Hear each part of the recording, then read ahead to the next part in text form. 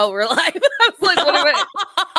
We're just pausing so that way it's a nice visual for everyone to come to. Happy holidays, everyone, and let me weave you a tale. So excited. 2 or 3 months ago, Julia and I were like, oh my God, we're so on top of it. We're so great at calendar and we're so good at planning our show. And we looked up the holiday on the internet and we were like, thank God it's on Hulu. Mm-hmm. And then motherfucking Hulu took it off. Like literally within days of us needing to watch it. Because I watched it November 3rd because I tried to watch it in October and they were like, this will be available to you November 3rd. So I came back. So it was available for 2 weeks. Like what? And I need everyone to write Hulu on Twitter to be like, what's up with the holiday? Why can't we watch the holiday? This is This is a classic from 2005. We need it. Is it because Jack Black forgot he was in the holiday, so now none of us get to watch it? Like, I don't think Jack Black would want that for any of us. Do you think it's because Jude Law is sad about his hairline? Jude Law, are you sad about your hairline? I haven't checked in on that in a while. Should I do that live on the internet? You didn't see him in the Mrs. Marvel or Captain Marvel? What is it called? The first one? In the first one, yeah, but he's in the first one with what's her face? Yeah. Oh, let's just Google Jude Law currently. Oh, Jude. Yeah. His face is still very handsome. You're very handsome, Jude, but that is rough. And it's only rough because of this part. Yeah. It's only rough because of the symmetry, but that's fine. So, Jude, if you're sad about that, I wish you a happy holiday. I'll swap homes with your sister. Yeah. And we'll snuggle up by the cozy fire. Okay, when I was looking up images for the Hating Game, I realized that it was a book to screen adaptation. Oh my gosh, look at you. I haven't read it yet. I bought it. I bought it obviously not that long ago because it has becoming soon to be a major motion picture. So I clearly bought it after they sold it to make it screen adaptation. Okay. I think one of my notes is, oh God, we're going to have a lot of the same fights that we had for Love Actually. What? And they're all going to be the same fights that we had when young man Walking Dead told Keira Knightley, like, I've been mean to you the entire time because I love you. Everything. And I know. And everyone, like, we picked this movie because I had never seen it. And Julia was like, I watch it all the time. And I was like, yeah, okay, great. I love Lucy Hale. And then everything that man did made my body light on fire. I was just like anxious and stressed and like telling Lucy Hale, like, no, this isn't okay. Like, it's not okay. So I was really hoping that you would have read the book. Because I thought it was a lot like Red, White, and Royal Blue, where there was so much context that they were assuming that we knew. Sure. Because, like, number one, this movie has so much whiplash in it. Well, and here's the thing. I think there's a lot missing, obviously, because there are scenes where I'm just like, wait, how did we get from there to there? Like, obviously, we're supposed to just assume, but there's clearly going to be something in the book that helped bridge that moment. Like, we don't get clarification on why the strawberry thing is just so light in the movie. And I'm like, that's got to be a big thing in the book, probably. It's got to be a big thing. Also, she writes Smurf fan fiction, and I was like, you have to be fucking kidding me. And they didn't even give us a lot of that either. It's like, why throw that in there if that's not a recurring joke throughout the entire film? I need everyone to write in the comments whether or not there is for real Smurf fan fiction. I need everyone to link us to Smurfette. Number one, that's also a toxic environment because Smurfette is the only Smurf. So you know she's getting sexually harassed all day long. She is getting sexually harassed every cartoon. Yes, I did think it was cute, though, when Lucy Hale's character, who's also named Lucy Hutton, leaves the grumpy Smurf on his desk. Yeah, because he's grumpy and he's dangerous. I need everyone Tell me why you think he's dangerous. I will. Okay. Here it Okay. is. She just looks at the camera. This is Natalie and her delusional friend Jules. I need everyone to know that I used to think that Enemies to Lovers was really hot. I I used to fucking think, love it, Natalie. I know. I almost just asked you it in question form, and I was like, I already know the answer to this. And Julia loves it. And that's why she makes me watch The Hating Game and Love Actually. Like, It's and true. I too used to think that love Enemies to Lovers was really fucking hot until it happened to me.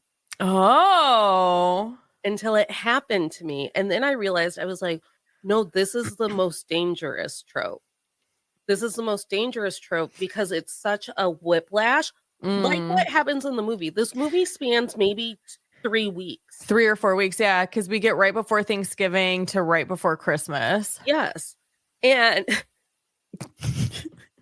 so my whiplash of an enemies to lovers thing happened over the span of like a Halloween to a summer. Oh, okay. Yeah. So that's like 6-ish months. Yeah. Which I do wish things would be a little bit longer. That's why When Harry Met Sally is the greatest movie of all time, because they fall in love in 12 years versus 12 days. Remember a couple of weeks ago when I liked When Harry Met Sally against all odds? Against all odds. I'm so proud. I'm so happy because normally the movies Julia swung for the fences and was like, we should watch The Hating Game. It's so cute. And I love it. And I'm like, I'm game. And like, literally the man stressed me out. Like, I honestly, I was like, it'll ruin it for Julia if I just start filming my reactions to this movie. Well, if we were originally allowed to do the holiday Hulu, we would be having a very different conversation. I am very proud of us for pulling a movie literally last minute. Because here's the thing. I don't want to watch A Christmas Story, and I don't want to watch National Lampoon's Christmas Vacation. I'm going to have to do that. Some of my suggestions. Like, I know that I'm already going to have to do that. And then I was like, well, do I want to watch The Grinch? He's kind of trendy right now. Like, somehow the Grinch has become a sexual icon, and I'd like to know when, why, and how. I think 2018 maybe, because there was the cartoon one. Anyway, go ahead. Yeah, and I was like, we're all aware that that's Jim Carrey, right? Like, under the Grinch, like we've decided that Jim Carrey is the person who sexualized the Grinch. Yeah, we just all to be aware. Yeah. Wait, should we explain what The Hating Game is about for our... And you should do it because you'll do it in a very unbiased way. Okay, here's the Wikipedia description of the film. I'll just lift Penelope from the floor and clutch her. Resolving to achieve professional success without compromising her ethics, Lucy embarks on a ruthless game of one-upmanship against cold and efficient nemesis Joshua, a rivalry that has complicated by her growing attraction to him. Here's the thing, though, too, that I think is missing. I think the book might actually be steamier than the film. Like, I think that's the point. I think the book is supposed to be like steamy. So one of the I do think that this movie is badly written and badly adapted because it's tropey. Like, it's got every trope. There's only one bed. He calls her a nickname that's rooted in something adorable, but he's mean about it. Like, and also they're competing for the same job. Yeah. Also, like, the first sentence that you read in the description was that she's one-upping him. They are in a competition. And I was like, oh, it's going to be petty. I'm in. Yeah. I love when petty people fall in love. Yeah. And then, like, literally there's no one-upping. They stare at each other from across an office. And I was like, that should be illegal. It should be illegal that if you have to share an office with someone, you also have to face your desks at each other. I was like, it should be a corner situation or you face opposite walls.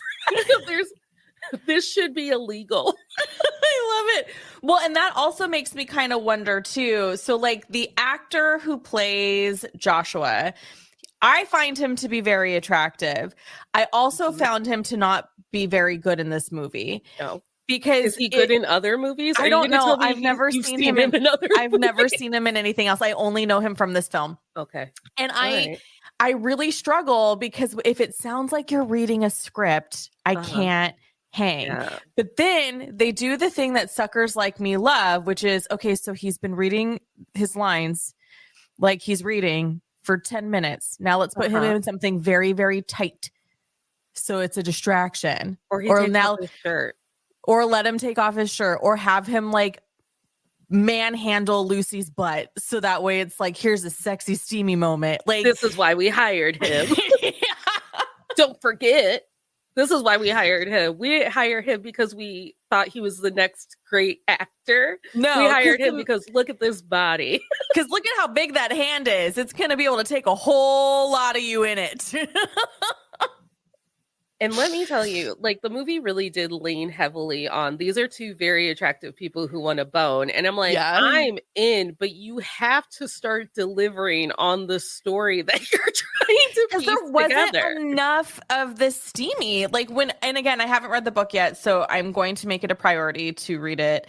Because I think, like, with books like everything by Emily Henry that she's ever written, Helen Hong, who else is another one that does a really good job, where it's like you get these really like sexually tense moments where you're just and like, then no one has sex and no one makes out, and you're just like, I just need to I need to cool down a little bit, but nothing, literally no penetration has happened. It's just the teasing and the leading up to, and we didn't get a lot of that in the movie. There was like a handful of things. She wore a skirt and they ended up in an elevator alone together, and he's like, aha, my brain has been in love with you the entire time. And I'm like, what is happening? Well, and that's the thing, when they're in the elevator, which that was pretty steamy, but it could have been steamier, I feel like. But then when they're in the car and he's like, so should I just take you home? And she's like, no, I have a date. So it's like, how did we get to the point where he now thinks, because like they made out, but they're just like, we still hate each other. So like, help me understand how he's now like, oh, so we're going home now, and not you like, tell me. Because you watch this movie over and over and over again. And I'm I don't pay attention. I don't watch it for its story, Natalie. God damn it. I'm going to have to tell Julia once again that men like this are dangerous. I watch it for the making out. I watch it for the, your eyes are so pretty. And let me tell you, that it's a step up from Hallmark, truly. It truly is. And I also think that that's why The Holiday and a majority of what I'm convinced are like holiday rom-coms aren't streaming on streamers. And it's because Netflix, Hulu, Prime, they all make their own now. And by the way, I have a list of like cute ones that we will do on the show. Yeah. I love that New Year's Eve one with Julia Roberts' little niece. Emma Roberts. Oh yeah, New Year's Eve is cute. Yeah. No, there's not the movie New Year's Eve. It's a made for Prime movie that's like centered around New Year's Eve, I think. Oh, not the one that she's in where there's a wedding. Yes, that one. Is that one called New Year's Eve? No. But that's the one I'm talking about. Okay. I loved it. I also loved Something from Tiffany's. Oh, that one is, that one is so cute. And I love that guy because he is an insecure and I just love him. It was so fucking adorable. But this movie, he's also mixed. Let's go back to my dangerous, to your nemesis, enemies to lovers. Mm-hmm. Okay. Natalie's never going to let me pick a movie again. It's not your fault. You've been conditioned. I have been, yeah. So my enemy to lovers did a lot of the same stuff. Like, I've been watching you the entire time. Your eyes are so pretty. I've always thought that you were the smartest woman in the room. And I fell for it. But then when Lucy Hale was like, oh, it's still all just part of the game, I was like, yes. Yes. It's still just all part of their sick little fucking game. Run away. Be very nice to that man in the coffee shop. Run away. And then at the end of the movie literally happens in 30 seconds. She walks by an office and a bunch of people are standing in there and he's like, I quit my job so you could have this job. Took my name out of the running. But nobody told you because we needed you to keep that fire under your belly so you could work hard. I hate everyone. I was like, this is not women supporting women. I don't know what her boss thought she was doing. I actually really did hate that because she was like, you're just so fired up when you're competing with Josh, but he quit. So now what? Also, the HR lady begged them to stop. The HR lady was like, all anyone can talk about is how you guys make this workplace environment hostile. That's all you do. Literally every complaint is about the two of you. Yeah. So what I'm saying, like, so many things were very, like, the wedding, when he takes her to the wedding, I was like, okay, this is cute. This is tropey. She tells off his dad. I'm like, okay, I can feel this. I can dig this. I still think that they're having sex too soon. And I still don't understand what payoff we're getting. Well, and to add to the sex too soon part, like she even like shows up at his house and she's like, let's just do it and get it over with. And he's like, that's not really the vibe I'm into because I'm in love with you. But he doesn't say that part out loud. And then you're just like, it's a 2-hour movie and they spend the bulk of the time dragging us along to wrap it up in literally 3 minutes. So then I can't remember what comes first. I can't remember what comes first. But at some point she snoops on his desk and she sees like serial killer writing. Yeah, where he's that's like, really creepy actually. Hashtag S. Circle check mark. And she's like, what are these serial why are you tic-tac-toeing in your book with letters? I'm sorry, are you the Zodiac killer? What's going on in your day planner? And then he literally says something and I wrote, he's a serial killer, you have to run away. Because he says, I track what you're wearing and I make an X every time I want to kiss you. So I track every time you wear a tiny little skirt and I track every time you wear tight pants and then I track every time I have a boner and then I track every time that I want to kiss you in my little calendar at work. And I was like, he's gonna kill you. You have to run. It's like, this is insane. I literally said it out loud. I was like, he's not safe. I was like, Lucy Hale, this is just like when they made you date your teacher for 10 seasons of Pretty Little Liars. This man isn't safe. He's so cute though. Yeah. So my toxic trait. Go ahead. So we had the Zodiac killer moment, and I was like, then she goes to his place and she's wearing that dress from the wedding. And I thought after the wedding to like talk herself up in the mirror or something like, I'm strong, I'm independent. Yeah, and really it's like I took the eye color of your eyes and made my walls the same color. Yeah. And then he's like, look, you blend right into the walls because no one will ever know. Because I'm tracking all of your outfits. I noticed that your eyes were green.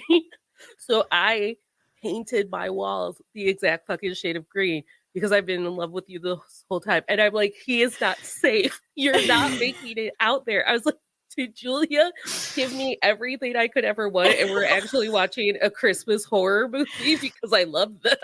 Why would I do that? You know I can't sit through scary movies. Like, my notes are unhinged. I'm like, he is not safe. He is, in fact, the Zodiac killer. Okay, let me ask you this. If he was a better actor, you would probably feel the same way. They had Walking Dead do it in Love Actually, and I kept telling you, I was like, Rick is not safe in this movie. And we know that Rick is a good actor. A good actor, yeah. So no. And then she hears him like talk shit about women or her with the boss or whatever. She assumes it's her. We never get clarification. We never find out who they're actually talking about because we know her boss isn't wearing a push-up bra. Right. Is it She's the doing poor yoga in her anxious girl? office. Like, she's like, I'm in workout clothes. Is it that poor anxious girl who wanted a cupcake for her birthday?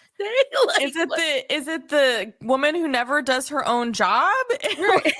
Is Who is it? is it the goth girl they tried to hire? Which I they can't did end up hiring later. Yeah, I can't wait for you to read the book and tell me. But We're gonna have such a ragey conversation if the book will probably be better. Let's just be honest. I hope. I mean, me too, because I was like, gosh, I really wish I'd made the time. This has been literally sitting in my TBR for years. Yeah. What if it's secretly a crime novel and it just has a cute cover because he's the Zodiac killer? Because he's the Zodiac. Julia, literally, like all of the warning bells. I was like, this isn't safe. I go, men can't just bring you to their house and they're like, do you like that wall? This is after she's been to his house a couple times. Listen, there's that. Did you ever watch Felicity? No, but okay. But I do know that a lot of those men on Felicity, not safe people. So there's a scene, I think it's season 3, Tyra Banks is on the show for like a couple of episodes. And she is like paired against the Scott Foley, who plays Noel Crane. And so he is doing like tech support because he's like a nerdy guy. And so in doing tech support, he meets Tyra Banks. He like watches her put in her username and password for her school email. And so now he has her username and password and like logs in and looks at it to read emails because he's like desperate to date this woman, but knows nothing about her. So then he reads an email she sends to one of her friends and it's like, I just want a guy to say, insert something here about like, let's just leave this place and go have sex or something to that effect. Yeah. So they're on a date. He says to her exactly what she wrote in the email to her friend because he read it. Killer. Because he read it. She takes her drink and like throws it in his face or hits him or something and storms out. Their next scene, it's not the immediate scene because there's other storylines happening, but their next scene together is her going, hey, listen, I'm real sorry about that because my friend reminded me that I just told her I really wanted somebody to say that to me and you did. So I responded badly. And I was like, I still don't think that's the way to handle that because there is a difference between fantasizing about like somebody saying something super sexy to you in public, somebody being like, I loved the color of your eyes, so I painted my wall so I could always be reminded of you. I hated that. Works in rom-coms, that works in romance novels, but it doesn't work in real life because to Natalie's point, it is very creepy in real life. It's dangerous. It's dangerous. And number one, I thought you were going to tell me that Tyra Banks was so smart that she immediately connected the dots. I was like, he hacked my email. No, she did not. She didn't. Sorry. Because none of those men on Felicity were safe either. We have an entire episode about it onto all the men I've tolerated before. Well, I feel like Javier was the only one. I don't even know that one, so maybe. But he was the gay best friend. so after the serial killer tracking in his date everything he said after that, I was like, that's love bombing. I go, everything about this feels like love bombing. And then when she tries to have a conversation with him about him saying shitty things about a woman, possibly her, then he combats her. And I was like, this is gaslighting. This is love bombing. Now he's telling you that he's been in love with you the entire time. That's why he gets to be mean to you. You're confused. And this is how they manipulate and gaslight you. He is the Zodiac killer. Like, you have to run away. Well, and I think too, like for me, I know that it's not real, right? Like I've done a very good job at creating the line of this is how I want my rom-coms to be and my romance novels to be. This is not how I want real life to be. Even though I joke and I'm like, oh, I just want to live in a button-up rom-com because those things aren't creepy in a rom-com, but you translate them to real life and you're just like, I should probably lock my front door. Listen, Jules wouldn't let us watch this movie. But when I was in middle school and or high school, I'm not going to look up the dates. I read all the Twilight books. Okay. Oh. I read them all. I I've seen one. It was enough. I read all the Twilight books. Okay, I read them all. And why is that? Because my sister got to make her entire personality Harry Potter. So And you so made your I had personality Twilight. I said Twilight. Twitter. So I had to make my entire personality something, and the Hunger Games wasn't out yet. So it was Twilight. And it's because my mother thought that it would be appropriate for me to learn my sexual journey through Anne Rice, and you can see how that went. So wait, Anne Rice didn't write Twilight? No, she didn't, but I think I read Interview with the Vampire and Mayfair Witches before I ever touched Twilight. Got it. So Because it was like those books could walk so Twilight could run. And I think I even like gaslit myself into being like, oh, the glittering in the sunlight thing, that's a really great workaround. Like, what a new take on vampires. Because vampires were my whole personality. Yes, yes. So imagine 13, 12-year-old me reading Twilight. And Edward Cullen says to Bella, it's like you're my own brand of heroine. And then 12-year-old Natalie orgasms. She comes. She's like, oh my God, I just can't wait for a man to tell me that I am his brand of heroine. And then you see it on because screen. You didn't know that heroin was bad?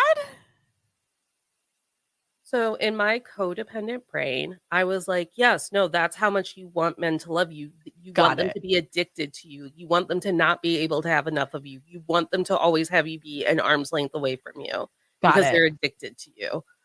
So when he said that, I came. It reaffirmed it. It reaffirmed it. And then I went to the movie my freshman year of college, maybe my sophomore year. And I went with a friend who doesn't speak to me anymore. And this could be why. Oh, shit. And we're watching the fucking Twilight movie. And it's that part where like Bella walks across the fan and then Rob Pat literally vomits in his mouth. And I think that's why I can't find him attractive. I think that's why. Because she walks by the fan. And I remember the scene in the book about it being like, he was so taken by my son. And then it connects to that heroin line. The way that Rob Pat played it in the movie is she walks by, the fan blows through her hair, and he goes, and I laughed. And because that's not sexy. And I was the only person in the theater who laughed. And I kept laughing. So then by the time he got to the, you're my brand of hair, you're like my own personal brand of heroin, I was like, you have to be fucking kidding me. And then I never went and saw any of the rest of them in theaters. But one night we had the good cable, we had premium cable, and it was raining. I was like, I'll give the second movie a shot. What the fuck am I doing? Yeah. And I got to the part where he cuts her motherfucking brakes because he's sick of her going to the reservation where Jacob lives. Really toxic. And I was like, that's toxic as hell. But 12-year-old Natalie came. She was like, yeah, cut her brakes. That's in the book also? Her. Yes. Oh my God. So that's why like mouth vomiting to me is like not sexy at all. Like that is not going to get me to like you're supposed to find me so hot and my scent so hot that you're mouth vomiting. Like, no. That to me says that he's repulsed by her. Yes. And that's why I started laughing. I was like, you have got to be fucking kidding me. Do we actually need to do a close read of the Twilight series, both the books and the movie? Should I just read them out loud on the internet live so we don't get copyright infringement? Because I've never read the books, but I heard they're not well. Like I heard that like the structure and like the syntax and all these things isn't great. No. And I've watched the one movie, and I still am mad about it, but I've managed to like black out everything about it. You know how that series closes out, don't you? Don't they all die? No. I just assumed. Edward and Bella have a baby named Renesmee. Oh, right. Because I just saw a thing on TikTok about how like people are like, oh, you know, Suki Waterhouse and Rob Pat are having a baby. So now that clip is like resurfacing because they're like, oh, keep it away from Taylor Lautner. Yes. So I don't Because have context because I've never seen the movie. Oh, okay. So let me give you context. I don't know if you know much about werewolf folklore, but they do have something like little ducks called imprinting, where a Oh, werewolf will run into another werewolf from another pack and be like, "You are my mate. You are my mate for life. We are soul connected." Twin flames, if you will. Sure. It happens to Taylor Lautner's character, Jacob, the werewolf, to the baby. What? The baby. And that's how they justify him being attracted to Bella the entire time, but not being her soulmate. He was attracted to her little egg in her uterus, her little unfertilized egg. Here's the thing. As I embark on the dissection, the forensics, if you will, of the last 10 years of my life, wondering why I'm still a failure. Mm-hmm. And when you tell me things like this, and this woman has sold millions upon millions of copies of this book, and I still can't catch a fucking break in any of the creative endeavors I have taken. Also, so that they go, wait a minute, Jacob, what? You're attracted to a baby? That's not great. That's not good. You never want to be out with your bros and hear him go, you see that toddler over there? No, it's bad. So I don't even want to be out with my bros and hear them say, see that 24-year-old? Because everybody in my life is over 35 and in their 40s. Okay. Like, no, I don't see that 24-year-old. What I see is you're too old for her.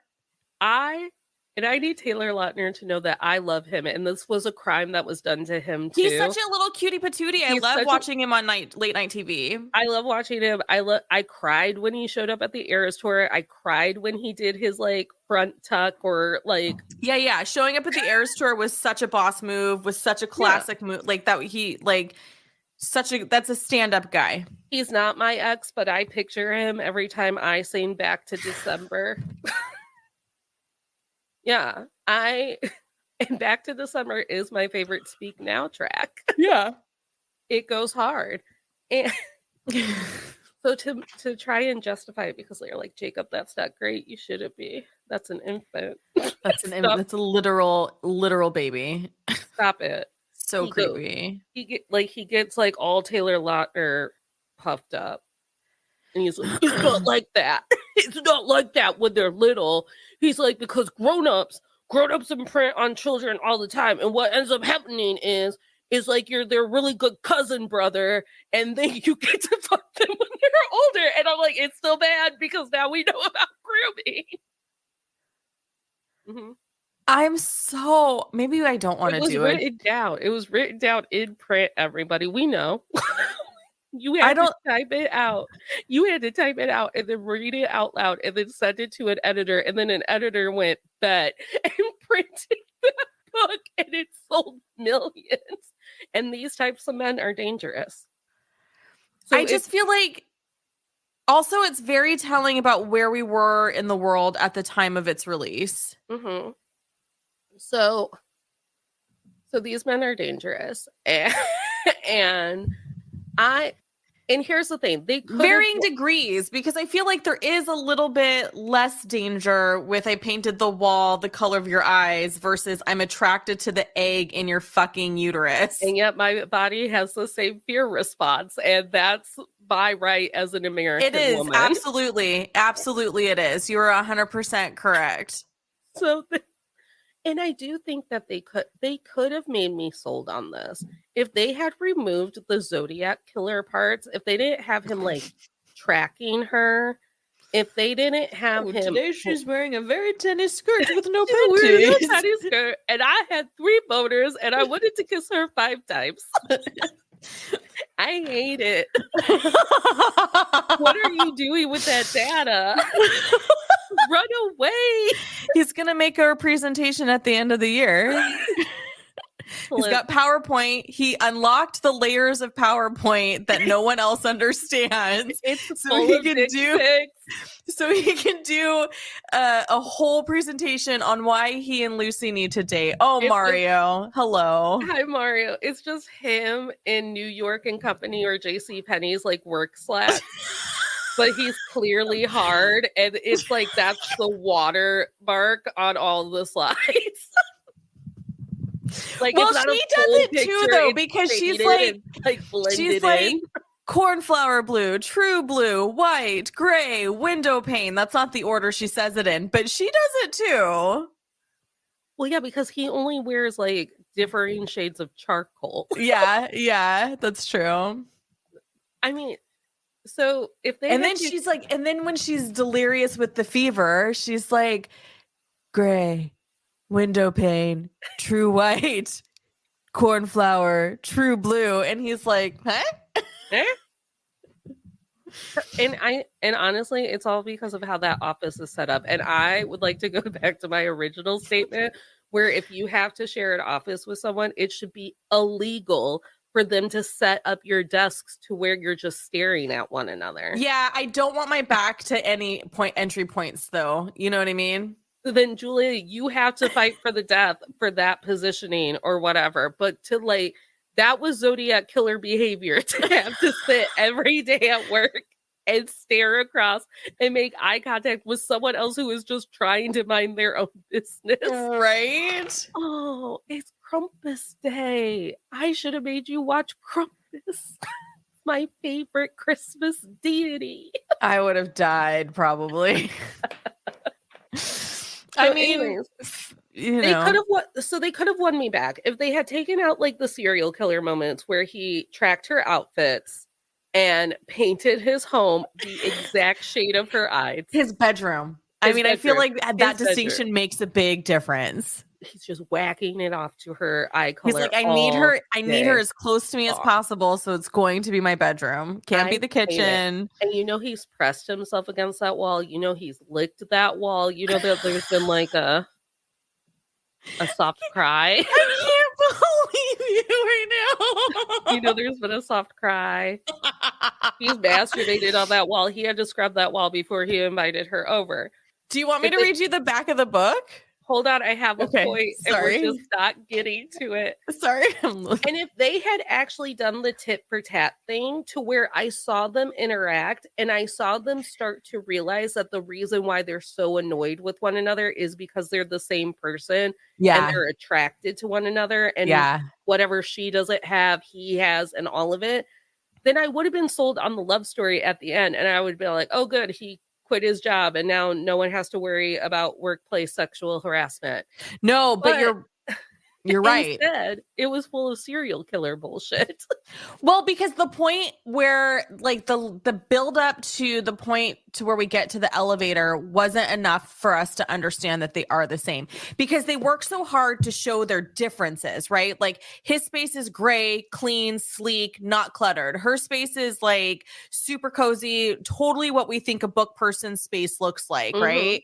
And then they don't do enough to show us their similarities in any way, shape, or form. They also go from charcoal gray to 50 Shades of Gray within a moment with one mini skirt. All of a sudden, she's a dominatrix. And she's like, I wore this and I don't have panties. And I was like, who says that out loud in your office? Right. Like that also was like a moment where I'm just like, oy. I was like, this has never been the vibe. This has never been the vibe in this office. And now all of a sudden you're telling him that you don't wear panties and you're teasing him and you're flapping in the wind. Yeah. And I'm confused. And he's painted his bedroom your eye color. And I cannot and I will not. This man is dangerous. Yeah. And to also continue to add on to that, there isn't any sort of like, oh God, I lost my train.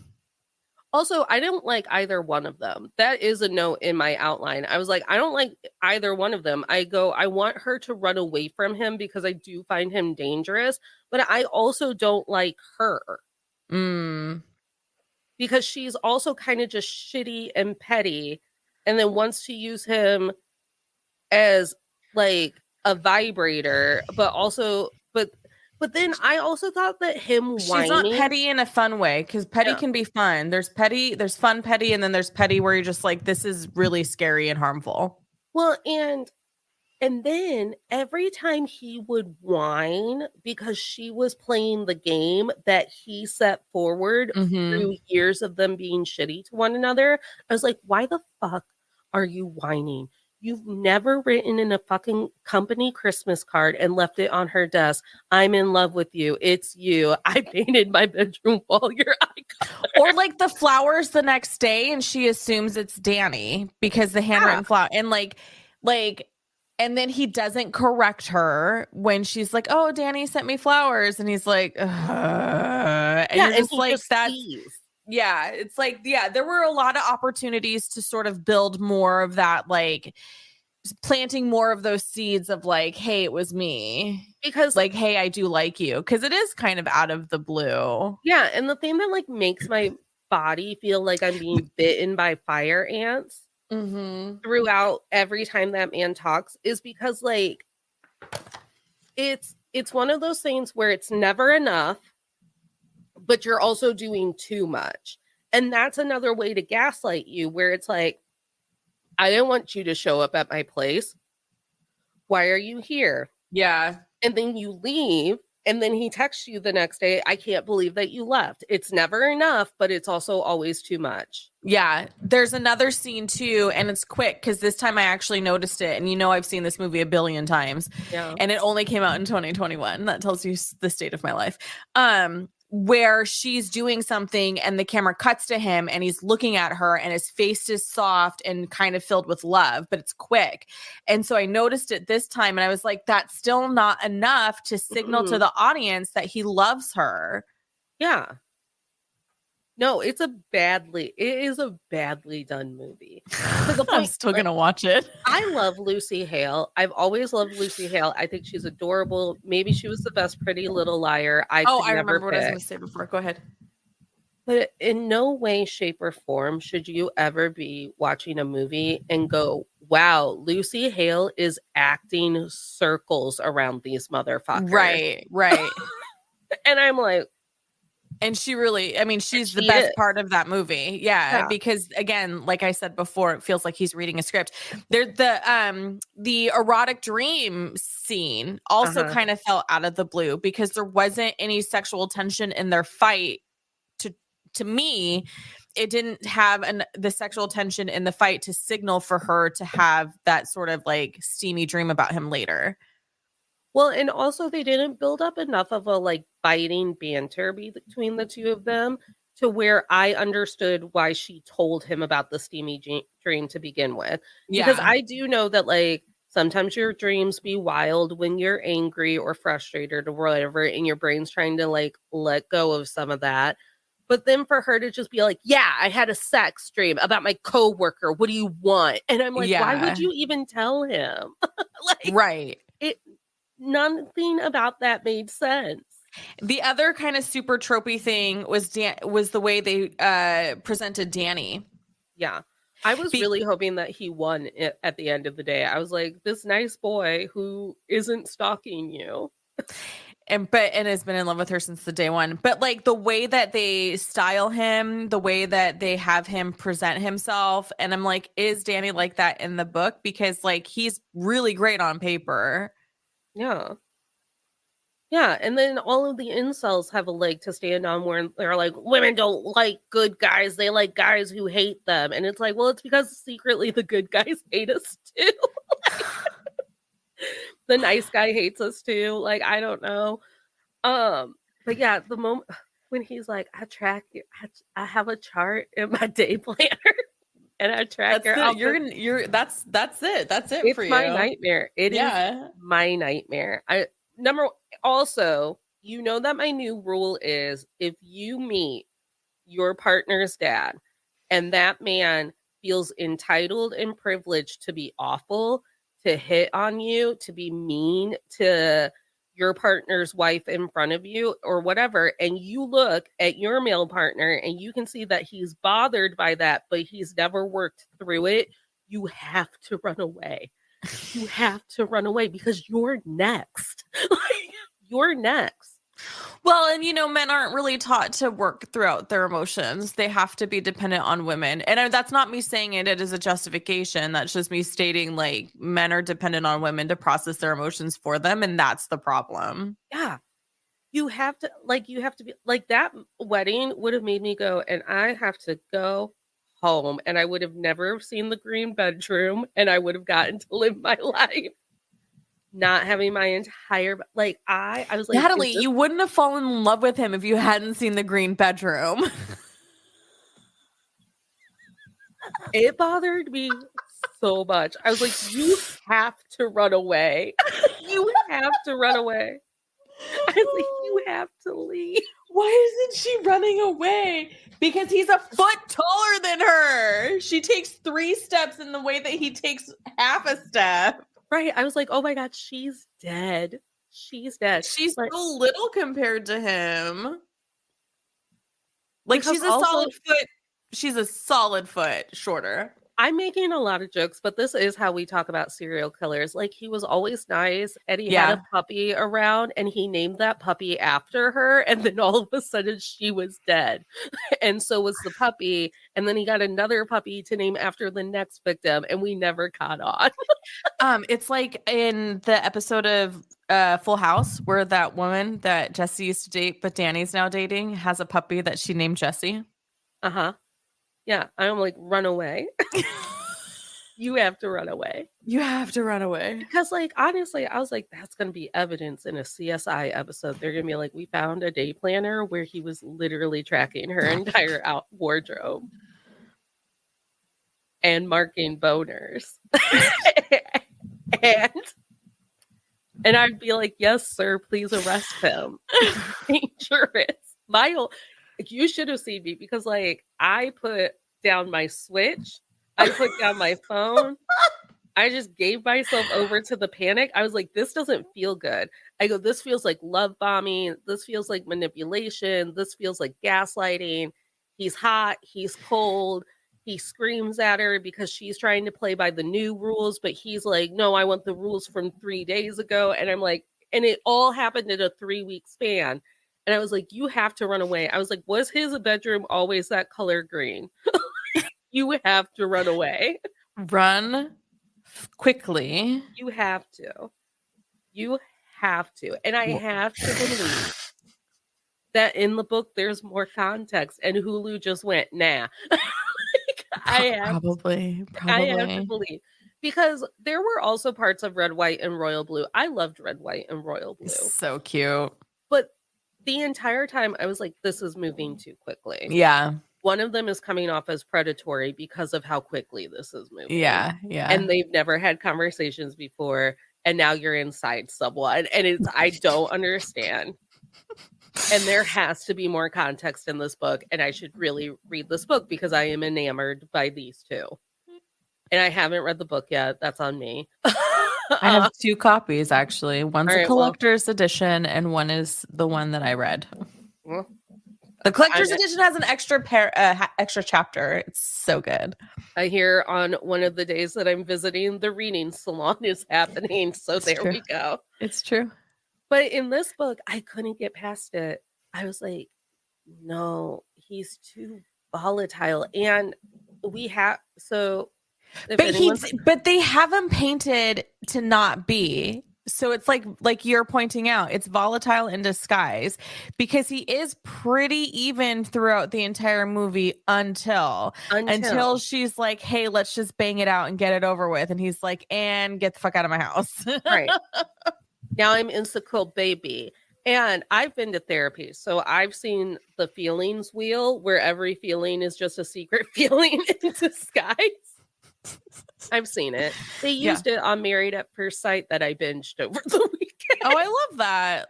Yeah. So, we should always talk about our feelings. We should always talk about our feelings. Vulnerability should not be weaponized. So then when we saw his dad, I was like, oh, he has all of the same anger issues as his dad. Because his dad really is a villain. Yeah. Truly. Yeah. And I was like, they just present as sad boy bullshit. Right. And sad boys get a break because they're sad. and we're upset that they're sad. And I'm like, I'm not upset that he's sad. I am still very much afraid of this man. Yeah, and his dad's like, "Isn't my first son like the most amazing and brilliant? And look at how fantastic and gorgeous he is. And And I was isn't like, my that's second weird. son like the most disappointing thing in the entire world?" And again, I was like, we know when our families feel that way about us, but no one says it out loud at a wedding. However, I was at my aunt's house during college, and it was probably during a holiday. And my mother's cousin asked me how school was going. And I was like, well, Bubs, I actually made honor roll or dean's list or whatever the fuck I had made. And Bubs was like, oh my God, that's so great, Natalie. You're like champion of our lives. Like, he's my Uncle Choki's son. So they love me in a way that will never be replicated. Yeah. And one of my parents, and we'll all just guess which one, went, yeah, you think she could have pulled off those grades the last few years in high school so I didn't have to shell out as much money for college? And I was just like, I'm just going to go kill myself. Like, I'll just go drown myself It's in such the an toilet. unnecessary comment because It's it's such an like unnecessary comment. The same cousin. So I was a late in life driver because driving is anxiety inducing. I And also was a late in life driver because it is expensive. yes. And my first big trauma was my grandma dying of cancer when I was 15 going on 16. Mm. So every time I was practicing driving, it was always like we were either talking about grandma or someone was like, or an uncle was trying to help me or whatever. Or sometimes I think maybe like if we were on a country road, my mom would let me drive to practice or whatever. And I hated it. Mm-hmm. And after my grandma died, that was my like first brush with like, oh, this will be the depression that I struggle with for the rest of my life until I'm medicated. And then I'll just like kind of struggle. Yeah. I'll just Yeah. get like the little mind sprints. And so I never wanted to practice. Driving freaks me out. One of the very first times that I made a mistake during driving, I ended up in a ditch and I was basically told, you got yourself in the ditch, get yourself out of the ditch. And I got out of the car and I was like, I know where home is and I'll just walk there. Because don't see me needing help and then tell me to figure it out. I'm Like, crying. I'm worried that I've wow. ruined the car. Like, so I was a late in life driver. Same cousin is also telling me that maybe one of his kids or maybe one of my other cousins was a late in life driver. And before I can even say like it's just because it makes me, and I think I did say it just makes me really stressed out and nervous and I don't like doing it. So my feelings are spoken out and same parent goes, yeah, she thinks she like it was something along the lines of smartest kid in the world but can't learn how to drive. And I was like, and now for the rest of my life, my family thinks that I'm a bad driver. Whenever I show up anywhere safely, they're like, "Oh my God, you really did that." I Oh was like, my "I didn't even kill anyone God. on the way here." Like, And yeah, it's not like you have evidence showing that you're a bad driver. yeah. Like my dad called my sister Crash because in the period of like a year, she had like 3 or 4 car accidents. I have damaged 2 cars. I have backed Mm-hmm. into a car, not paying attention, and I have damaged my own car trying to get out of a parking garage because when you have ADHD, you have spatial awareness issues. Right. Also, cars aren't designed for women's eye lines. Right. So I just let a giant ass traffic cone that they use to like block the entrance of the parking garage when it's closed. I just let it like run through my car. And I'll just think about that when I get home. Yeah. Oh, also when Snowpocalypse happened, the only way to get my car out was to just like let the snowdrift take part of like a cosmetic part of the vehicle. I was like, yep. Like, because again, I don't care what the car looks like. I have places Yeah. to be. I'm the I have same. things Like, to do. I literally don't care what my car looks like. People be Yeah. like, you need to get a car wash. I'm like, do I? Would you Mhm. like to take it through the car wash for me? Because Sadly, it is not that it's stressful, but it's like the line is always so long. I'm not waiting for 30 minutes. It's not an effective use of my time. the car wash is stressful. When is my car ever in neutral? And, like, I don't know when to hook it onto the thing. I don't know how the car wash works. Well, and I can't take Josephine through it with me because she does like legitimately freak out. And if I go into the car to do something that isn't like going to the grocery store, like where I can just stay in the car to run my errands, I take her with me. Yeah. And I'm True. missing hubcaps. And my family members are like, well, we can get you hubcaps. I'm like, no, because every time they rotate my tires, the hubcaps go flying off within days. And that's scary. So, anyways, what we've learned here, ladies and gentlemen, girls, gays, and theys, That's who we're here for. is should you ever walk into a man's home and he'll be like, do you like the way that I redecorated? And you'll be like, oh, did you redecorate? And he'd be like, yeah, I painted the kitchen the exact red of your favorite scarf. You have to run away. If you're not dating that man, if you're not married to that man, if that man has not been anything but mean to you, and then all of a sudden he's like, that's the color of your eyes, so you have to run away. You have to leave. It is Because imperative. Your safety is dependent on it. men like this have to be stopped. Like, the tease, like, there's lighthearted banter and there's lighthearted teasing, but he was like legitimately shitty to her. Yeah, I dated a guy who, man, he was cute. Oh, it was so hot. And he was very, very, very good, fun to look at. And making out with him was real nice. But he loved to do the mean banter and like the picking on. And I know, being a child of people who do that, it turns into bitterness and resentment. And I was like, I don't want that. I'm sorry, I have to break up with you. Like, this is over. And we had some pretty good chemistry. Like, it's insane. I've never had like that.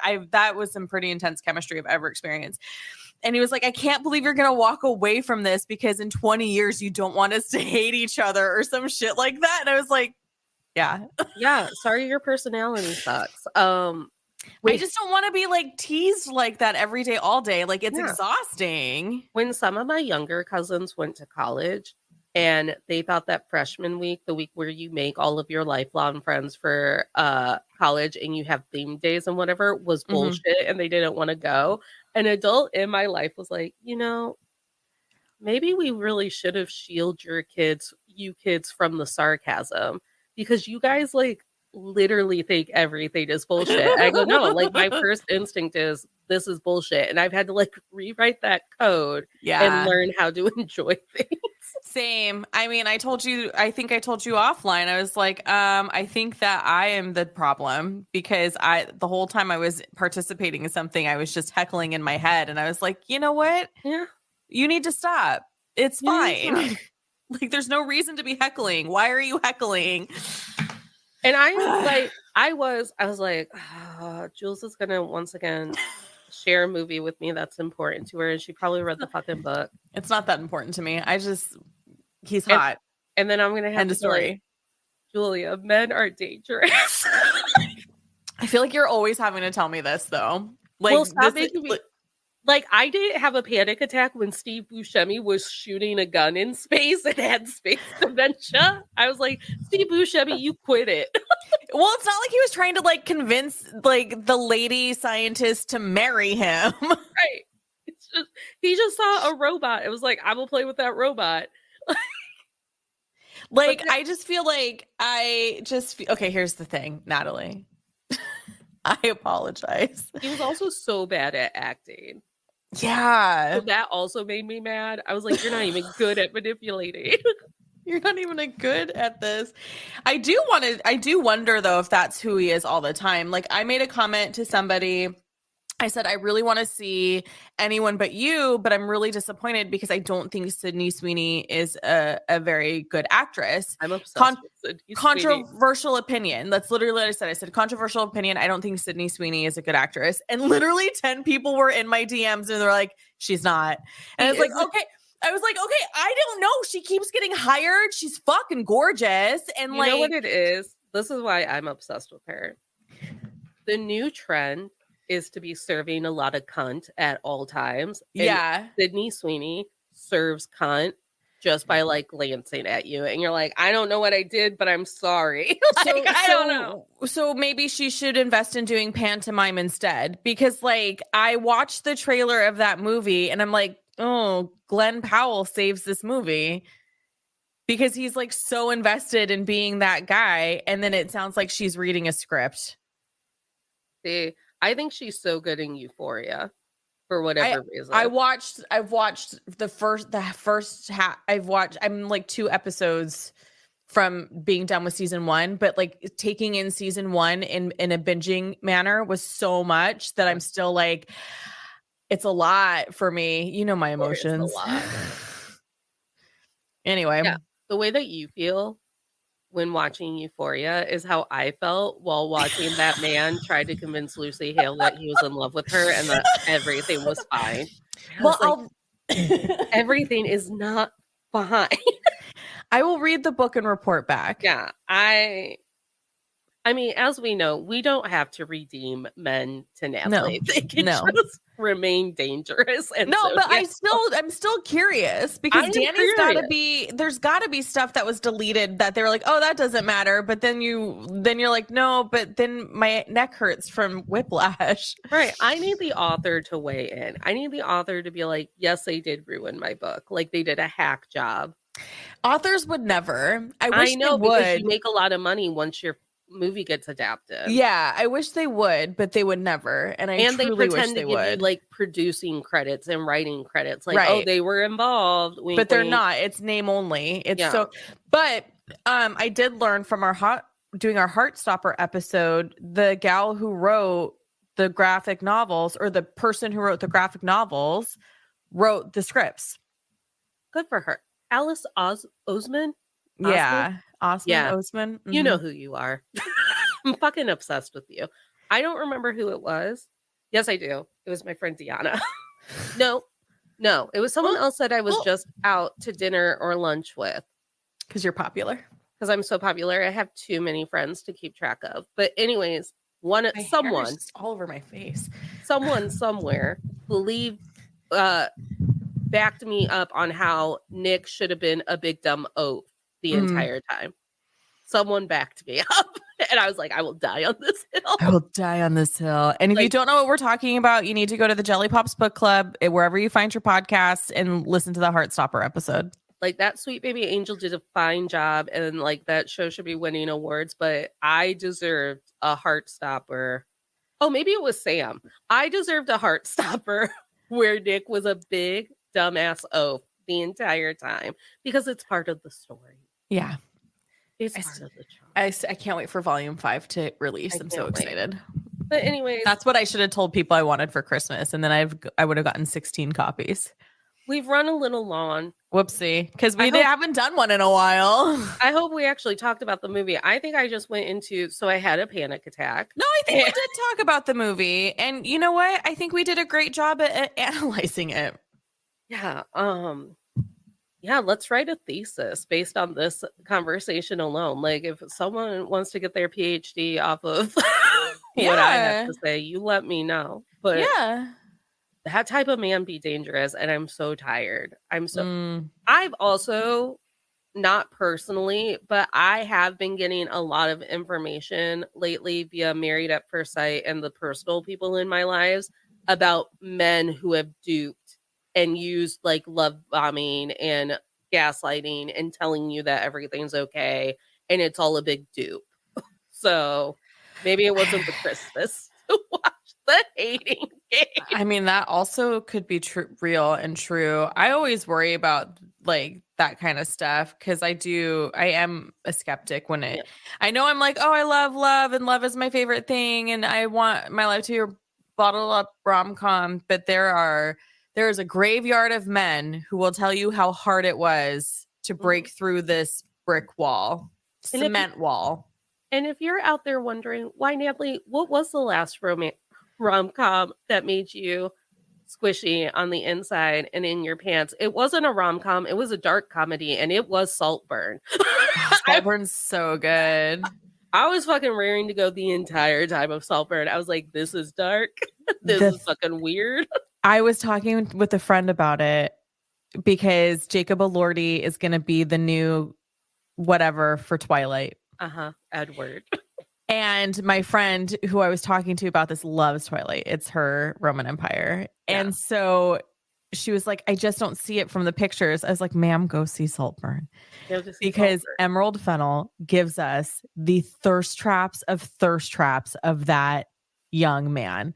And I had to confirm that he is of legal age because the thirst traps of that young man were so good. Saltburn was so weird. And the entire time I was like, ooh. Yeah. I just can't wait to be home. Yeah. So thanks, Emerald. I bet somebody has. I was like, somebody needs to put a montage together of just those thirst traps because wow, like the way she captures them, just like looking at the camera, like we're watching him through Oliver's eyes. Oh, so good. What I love the most about Emerald Fennell is that on Call the Midwife, she plays the most beautiful, put together, like no nonsense, gets everything right, gets everything done, midwife that show's ever seen. Yeah. And then she's a cold cock weirdo. She's a lady in the streets, but a freak in the sheets. And I'm like, I see you, Emerald. And do you think it's because she played Camilla Parker Bowles on The Crown that just like unlocked it for her? And she had to have some guy who was trying to convince us that King Charles was ever good looking gaslight her into believing that telling her that he wanted to be her tampon was a sexy come on. Such the weirdest. The fact that he could overcome that is insane to me. See, I want to be your tampon because that's how much I want to be inside you right now. That is, I painted my walls green because your eyes are the color green. Yeah. That's totally all we have to say. Yeah. Maybe it's time we wrap it up now because we can't top that. Julia, tell everyone where they can find you. Friends, I'm on the gram and the TikTok, the Julia Washington. I am there crying about not being able to turn on my heat because I can't afford it. This week, I am your host of Pop Culture Makes Me Jealous, where we analyze pop culture through the lens of race or gender and sometimes both. This week, we released an episode about The Tudors featuring Natalie Katona and our friend Elrinthia Carter. And we get into it, homie. Like we get some pretty deep analysis. We deserve a degree for the amount of work we've done for that episode. Also over on Jelly Pop's book club, which has suffered because I was busy in November trying to make my business successful. We're talking about The Last Unicorn with Jackie Hayes, and that drops, I think, on Friday. And this is our last Still comfy for the year. And yes, I am still comfy with this movie. And yes, I will continue to watch it every winter. Sorry, Natalie. I had a panic attack. All of the alarms in my body were like, this man is bad. We have been here before. Yes. But tell everybody what's up in Men I've Tolerated Pod's world this week. So To All the Men I've Tolerated Before is on its holiday break. So on our main feed, you will be seeing audio versions of Still Comfy. So for those of you who are like, YouTube won't get it together and make it play on my phone while I do other things, I hear you. I put it on the feed. So this week is A Knight's Tale, where I try to write a music live on the internet. I love that. That was a great episode, I think we did. They're all great episodes. I would like to take a moment to plug both of our Patreons, because over on the To All the Men I've Tolerated Before Patreon, we're going to start moving a lot of free content over there.